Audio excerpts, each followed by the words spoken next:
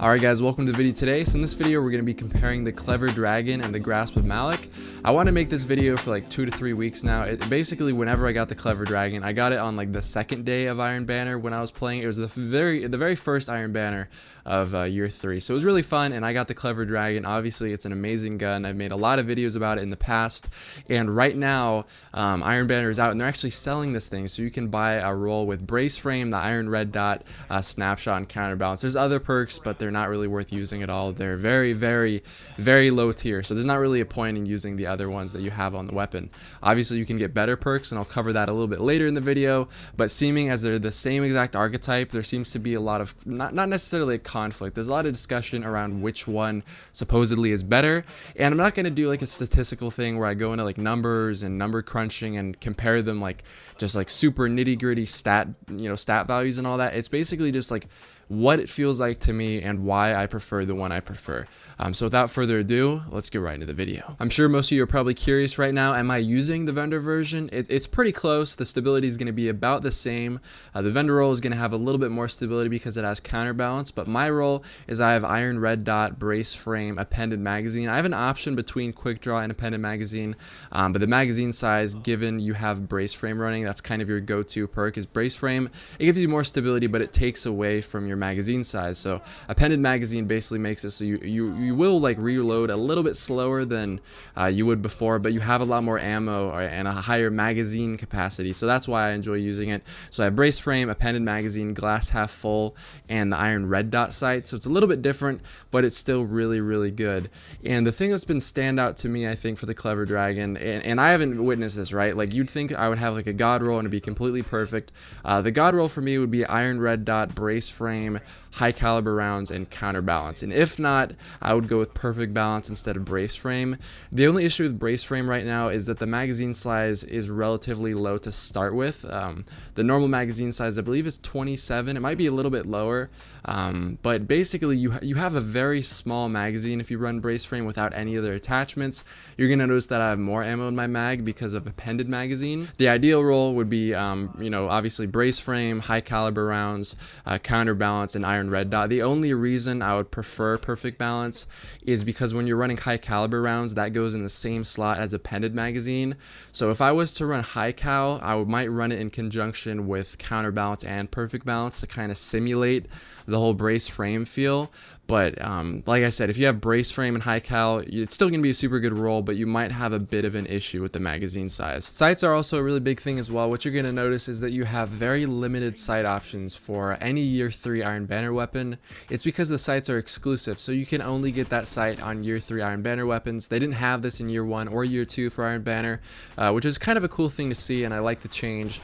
But you're going to notice that you have a lot more sight options on the Grasp. You have Red Dot OAS, Red Dot ORS, I believe is another one, ORS and OAS. They're very similar but different in a few very subtle ways. But the bottom line is there's a lot more diversity when it comes to the Grasp of Malok and the sights you can get on it. I will say this though, the Iron Banner sight, the Iron Red Dot for the Clever Dragon feels absolutely amazing. There's this stat that you can't really keep track of, and it's kind of like a coined term, like it's not official or anything, but it's called bullet magnetism. It's basically how crispy, that's like the simplest way to put it, alright? It's how crispy the gun feels. It's like a combination between hit registration, aim assist, just that whole sort of thing. It all adds up and it makes a difference to the player, and everyone kind of perceives it differently. For me, the Clever Dragon has kind of always felt like the easiest gun to aim for some reason. If you watch my Trials 2v3 video, I'm using the Quick Draw gauntlets kind of for some background reference. I actually used that gameplay in the very beginning of this video, but it is very easy to melt people. Like when I'm getting kills, I'm hitting like all my headshots, and if I'm not, I don't really pay the price for it too much. This archetype is very forgiving of poor aim, and if you miss a few shots or a burst, it's no big deal.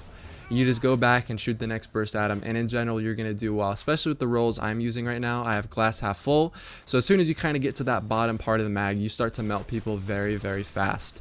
So the main thing is that the bullet magnetism feels very good on the Iron Red Dot.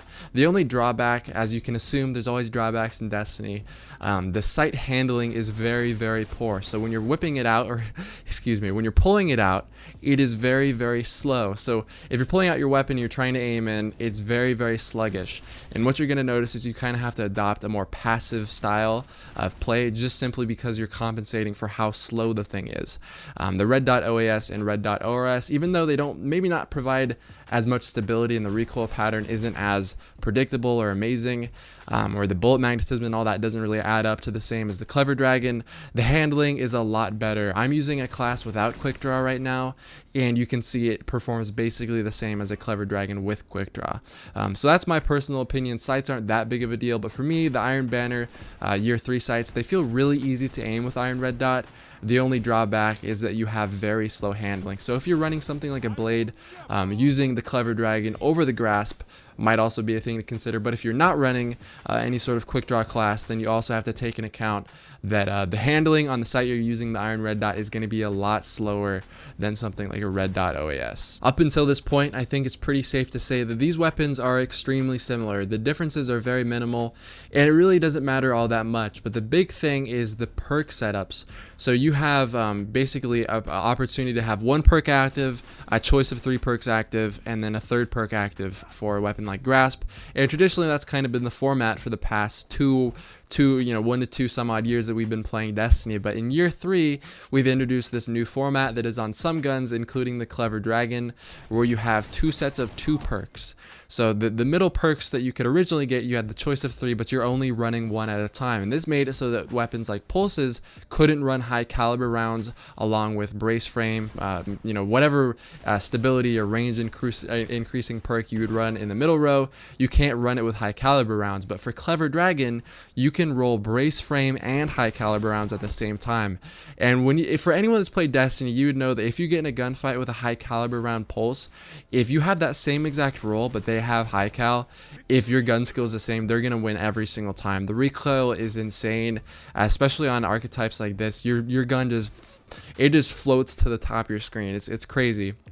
I was playing a few rumbles against people using Clever Dragons with high caliber rounds when I was both using my Clever Dragon as well as the Grasp of Malok you're seeing right now, and I couldn't compete. Like every single time, unless they're like floating up in the air or something, and my aim's generally pretty good with the Pulse, it was it's just very hard to compete against it. And that's the biggest factor that goes into the Grasp of Malok compared to the Clever Dragon. So for me, if you have a God rolled Clever Dragon and you have high cal, then yeah, I would say use it over the Grasp of Malok. But if you're a player like me and you don't have high caliber rounds, there's a very minimal difference between the two. You kind of have to make the choice between handling and the stickiness or the crispiness of the sight. But that's basically it for the video today. I hope you guys enjoyed the video. I'm going to have a few more videos out soon. I don't know if I'm going to make that Battlefield video or not.